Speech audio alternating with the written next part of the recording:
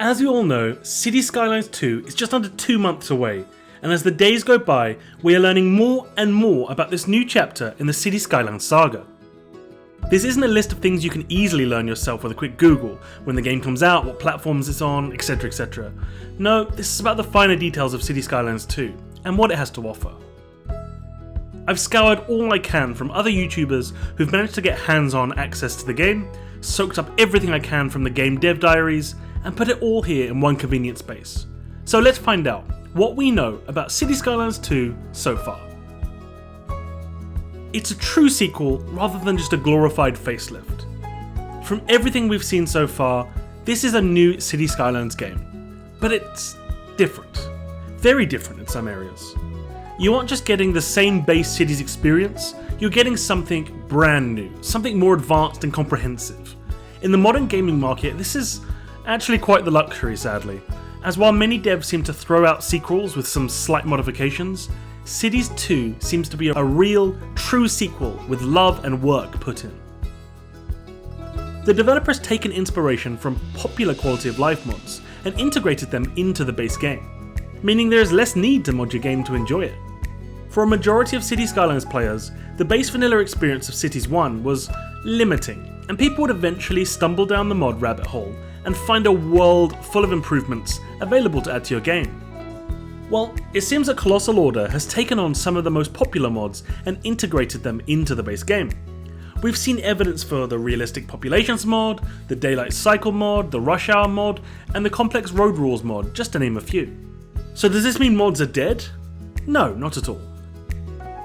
Even though the Cities Skylines 2 trailer was made in Unreal, we have had confirmation from the developer that the game is being built in Unity, as Cities Skylines 1 was. One of the main reasons for this is that everyone, including the devs programmers as well as the community modders, are well versed in Unity. This shows that the mod community isn't going to be wiped out, as has happened in many other titles, and that Colossal Order and Paradox are aware of just how important mods are to the longevity and success of this game. I've seen some people freaking out about the map being too small. The tiles have been reduced, we're going to run out of space, etc, etc. While it is true that the tiles have been reduced in size, it's important to remember that this is a new game and works differently. From what I can glean, the tiles are about a third smaller, but there are a lot more of them. 441 in fact, meaning that in total, the maps are 5 times bigger in Cities Skylines 2. Cities Skylines 2's vanilla is more of a challenge in terms of financials and late game planning. Cities 1 was too easy when you figured it out. Eventually, you end up with a giant city and endless boatloads of cash that you can't spend quick enough. It seems the dev has put more work in to make the end game more of a challenge, while enabling the early game to still be accessible to everyone. So, one thing that makes sense, but it's of course a bit disappointing, is that we seem to be missing a little functionality. After years of buying all the DLCs, I'd gotten used to things like being able to detail my universities and airports. It does appear that a lot of the DLC content is missing, and will likely need to be rebought in some form or another in the future. Improved progression system. CS1's progression was simplistic. You unlocked something, and then people decided that they needed it. In CS2, the progression seems to work around you and adapts to how you play, rather than following a linear pattern. This will enable those who don't play with Unlock All to avoid being forced down one route, which can really stifle creativity. It's important to remember that it's a completely different game. You'll be missing things when moving over to CS2 on day 1. There's an argument to be made for sticking with Cities 1 until you're happy with the state of Cities 2. And that's okay. Cities 1 isn't going anywhere. If you want to see the state of the game, or wait for some updates or DLCs that fit your playstyle, then that's perfectly okay. Cities 2 and CS1 can coexist.